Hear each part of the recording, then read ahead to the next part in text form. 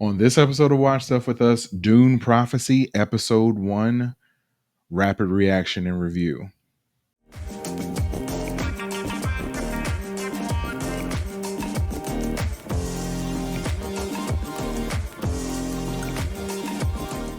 Thanks for tuning in to another episode of Watch Stuff with Us. I'm JD, and we are going to be doing a quick instant reaction on everything that took place in Dune Prophecy Episode 1. So if you like what you see, or even if you don't, hit that like button and hit the subscribe button, drop a comment below, and let me know what you thought of the first episode of this series that just came out tonight on HBO Max.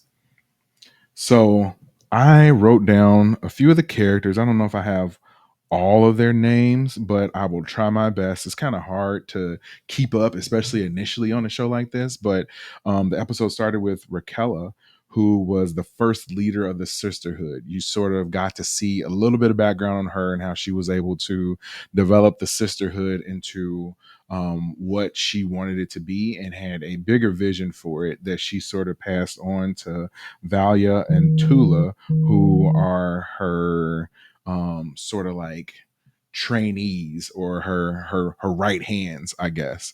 Um, so Valia and Tula are Harkonnen, which is a family of people that we know from the Dune movies, that eventually rise to a large level of power within the universe.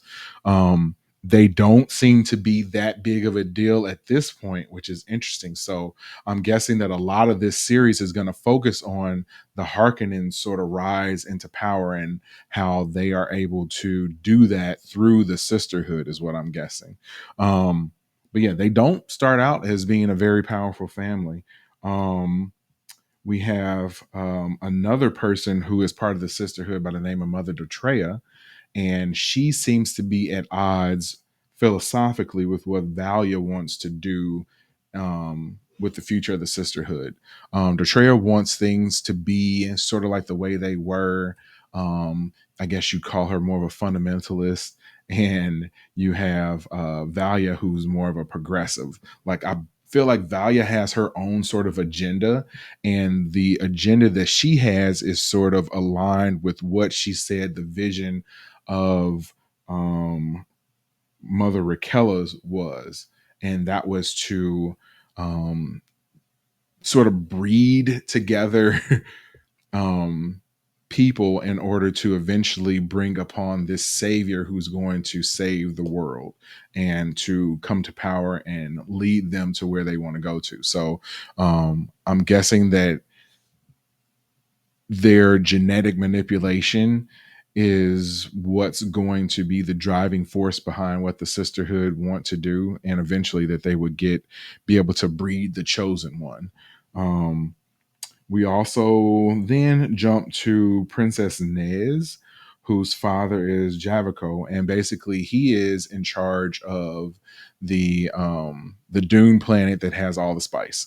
So he is looking to um, continue that production and increase it, but he needs another family and some of the equipment and manufacturing ability that they have in order to do that. So he's sort of forced to pretty much sell his daughter off to their son, with the sisterhood kind of pulling the strings in the background to make that possible. So he wants to do it for the spice production. His wife wants to do it because she's part of the sisterhood, or at least influenced by people in the sisterhood, and from there she wants to help bring upon that chosen one. So that's what they're going to do with that guy's son, who's only 10 years old, and also with Princess Nez. um um Another interesting scene as we move forward was the actual wedding. The prince sort of seemed like I know he's only 9. I think they said he was 9, but yeah, it doesn't come across very well. Seems kind of like a jerk. even at 9 years old.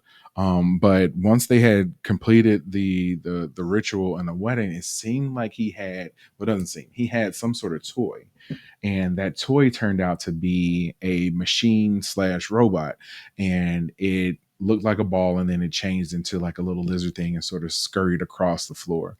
And of course, since the great war that the people in this galaxy had against robots had taken place several hundred years prior to this, um, robots and any form of technology like that have been outlawed. So when they that showed up, everybody gasped. And this person who we came to know as Desmond Hart like stopped it and stabbed it, and ended up stopping whatever the robot was doing. And I don't think the robot was pretty much harmless, but the fact that no one should have these robots, and that he had one and just kept it as a toy, it does show a bit of rebelliousness on his behalf. And also, his family doesn't respect the laws that they are supposed to live and abide by. So that's definitely not a good sign.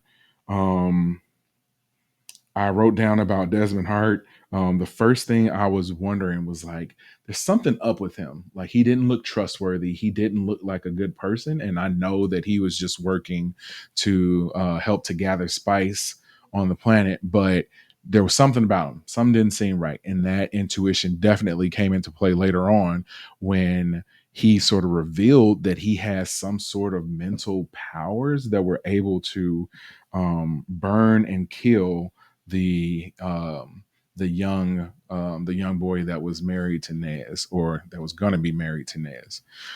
Jumping back to Nez, she ended up going out for one night after I guess her last night on the town before she was gonna go and stay with the sisters. But when she was going out, she was doing drugs with her brother, which interesting. But she met up with her swords master, who was also her um not significant other, but her let's call him a friend. They ended up getting together, and during that time, it seemed like he, the swordmaster, had some sort of relationship with the bartender who looked like a Fremen because her eyes were blue. So I'm guessing that they were plotting something against Nez. We never got to see the true fallout of that. Maybe that'll happen later on, but they were plotting something where I'm thinking maybe they might have tried to, or even did, take Nez, hostage almost. But yeah, I guess we'll have to see the fallout of that in the next episode. Um, but yeah, and then the episode pretty much ended with Desmond revealing that he had powers, I guess, in order to burn people, just using his mind. So my big question with him is, where did he come from? Like, what is his purpose? What is his reasoning behind wanting to do this, other than being an antagonist for the sisterhood? So is he really a good guy? I don't know, because the sisterhood doesn't necessarily seem like they're a good group with Valia and Tula as their leaders, especially Valia. Like, she seems like the definite more sinister one of the two, but Tula seems a little bit more reasonable, and we usually know how things like that go, where the reasonable ends up getting taken out by the one who isn't as reasonable. So if I had to make a prediction for some point in this series, that Valia is going to take out Tula, because there's no way that Tula can be as reasonable as she is and Valia not see that as a threat to what she's trying to do. And Valia has this sort of righteous indignation because she feels like she's following the wishes of Raquella, and that's all she's doing. Like, even if that is not something that jives with what the rest of the sisterhood wants, this is what she wants, and she feels like she's just doing what Raquella wanted her to do. So interesting episode.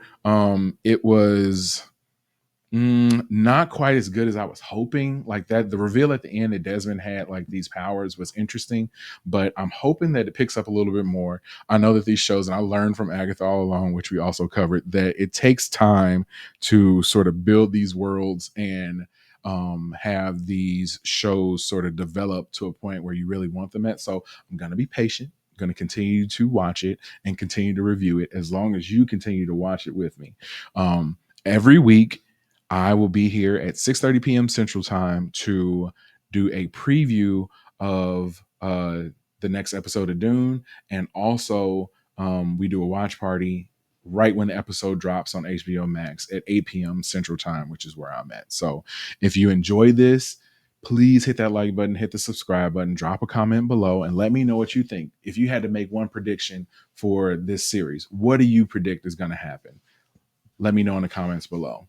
I'm JD. Thanks for watching some stuff with us. Don't be a stranger. Peace.